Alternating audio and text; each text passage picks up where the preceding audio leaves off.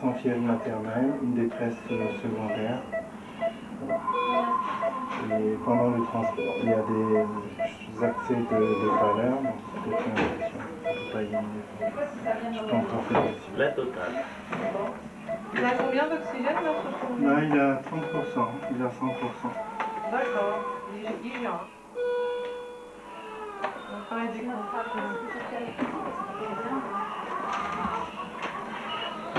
donc il est né, premier bébé.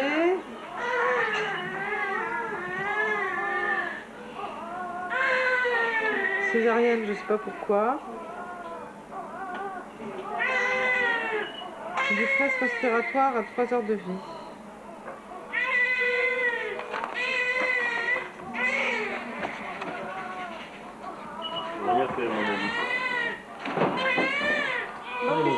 T'as besoin de moi pourquoi là? Attends, on réfléchit, on regarde comment est l'enfant et Pour savoir si je mets la blouse ou si je prends les écritures pour Marc.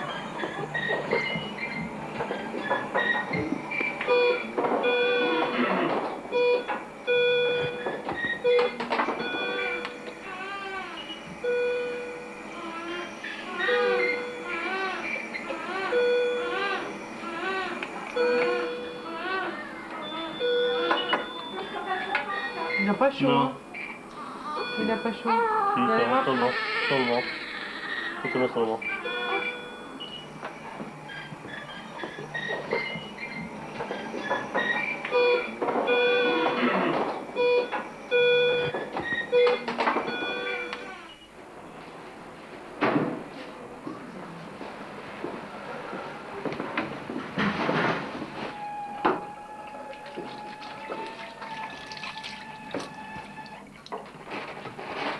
Il y a la mort dans la réanimation, mais heureusement, ça ne devient pas une obsession, parce que ça serait pénible, et puis on n'aurait plus l'esprit clair. Mais on y pense sans cesse. Alors allons-y. Alors Valentin, c'est un petit qui est né le 10-11 à 23h, à 30 semaines plus 6 jours. C'est une grossesse sans problème. Au mois d'octobre, la maman signale une diminution des mouvements actifs du bébé. Et on fait un enregistrement. On trouve un RCF plat, une tension maternelle à 18. Donc elle est césarisée.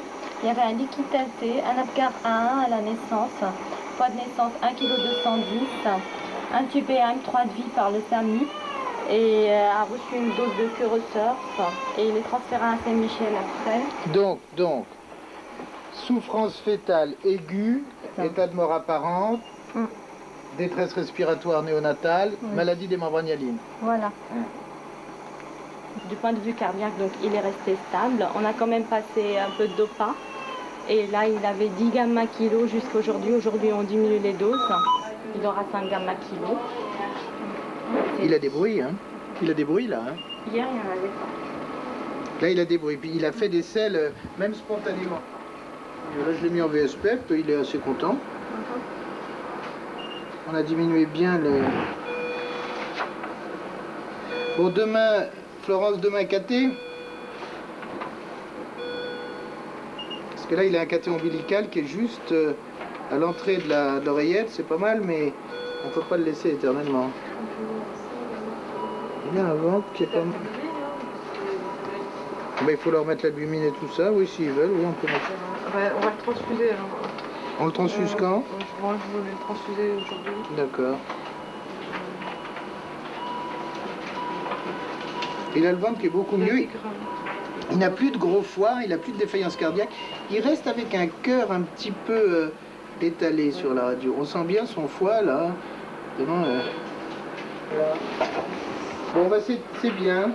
Alors ça, c'est pour que sa maman soit près de lui. Allez, Là, j'ai 2,7. on lui met son paravent chinois. 3,5 sur KT, j'ai comme vérifié au talon, et 2,7 en fait. De toute façon, s'il faut le transfuser, on le transfuse quand même en plaquette. On va pas le... Non, mais je me suis dit, quand j'ai vu la nuit au début, quand j'ai vu l'hémoglobine, je me suis dit, bon, c'est bon, on est tranquille. Et puis quand j'ai vu les plaquettes, je me suis dit, merde. Quand même, elle tire un peu. Oui, mais elle tire, Hein? elle prévient même avant qu'on la tire. En fait, c'est assez variable quand on est au début de journée. C'est intermittent. Oui. C'est souvent en fin de journée. Mais même, ça dépend où on va faire pour Le stridor, hein, il est déclenché par l'augmentation du flux inspiratoire. Moi, je peux faire un stridor. Hein, j'inspire très rapidement des trucs, donc les structures, la laryngée bougent. C'est plutôt rassurant parce qu'un vrai obstacle, ils l'ont en permanence. On va voir ces radios. Qu'est-ce qu'il y a d'intéressant? Les externes d'abord. Et ensuite, juste les externes qui me donnent. Hein? Non, la vraie règle, c'est qu'on n'interroge jamais l'assistant responsable au cas où il ne pourrait pas répondre. Tu comprends? Donc on s'arrête toujours à l'avant-dernière marche de la hiérarchie pour pas poser le trou.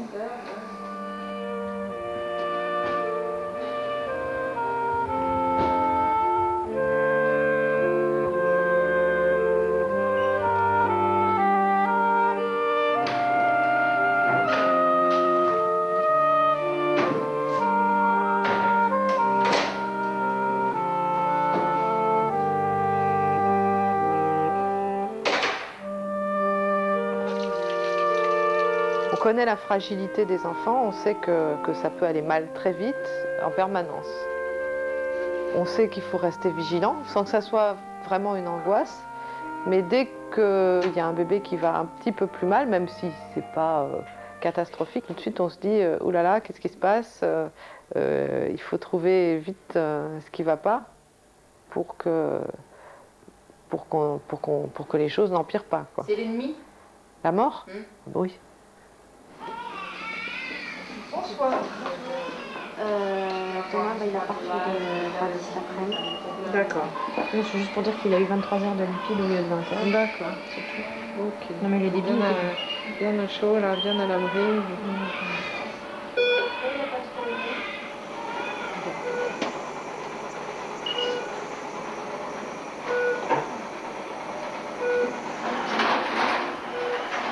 On lui refera un ASP en même temps qu'on fera la radio du 25. Faut pas que je me strangule, moi.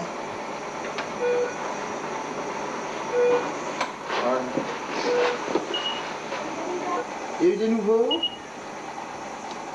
Non, je crois pas. Il aurait pu faire l'entérocolique, mais il n'était pas alimenté. Ça, c'est le genre de petit gars. S'il avait été alimenté, il aurait fait l'entérocolique. Il pisse bien. Il a des résidus sont moins verts. Oh, on pourrait presque. Il est sous 21%. Extubé? Il met en CPAP, non? On va voir son gaz. Voilà. Bon, on a baissé un peu les constantes hein, pour essayer de le déventiler. Donc on a baissé la PEP et l'Hertz. 8 et 8. Il faut prendre une décision sur souvent peu de symptômes, parce qu'on n'a pas le temps d'analyser les choses dans les détails infimes, et faire le bon geste thérapeutique en sachant que si on se trompe grave. Dans d'autres spécialités de pédiatrie ou d'adultes, on peut s'y prendre à deux fois avant de faire le bon diagnostic. D'ailleurs, souvent, il faut dire que ce sont des diagnostics, quand on ne les fait pas tout de suite, qui sont plus compliqués. Nous, c'est des fonctions vitales qui sont atteintes, c'est respiratoire, c'est hémodynamique, c'est infectieux. On arrive assez vite à cerner les choses, mais quelquefois, il faut aller très vite sans se tromper. C'est statu quo, hein, mais enfin, il faut être vigilant parce qu'il est quand même pas terrible. Pas terrible.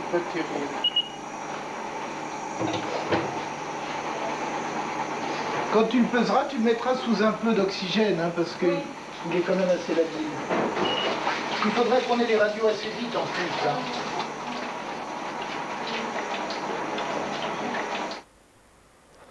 Oui, bonjour, je suis la maman de Valentin. Vous pouvez me donner des nouvelles, hein? D'accord, merci. C'est Fabienne, hein?